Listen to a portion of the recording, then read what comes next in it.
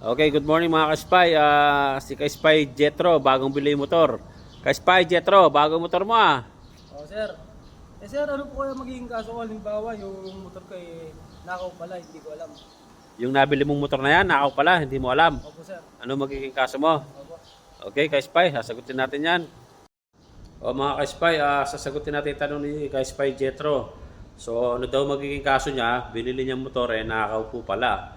So, sa ilalim ng batas, kapag ikaw po ay bumili ng isang nakaw na gamit o pag-aari na iba, binili mo po yan na hindi mo alam, galing pala sa nakaw, na ang violation mo ay PD 1612, ang tinatawag na anti-fencing law. So yun po magiging kaso mo. Iba naman po yung carnapping law, kapag yung motor na yun, ikaw ang kumarnap, ikaw ang nagnakaw.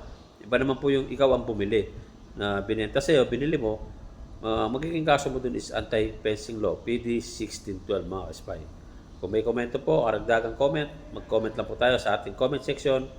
Magandang araw po ka-spy.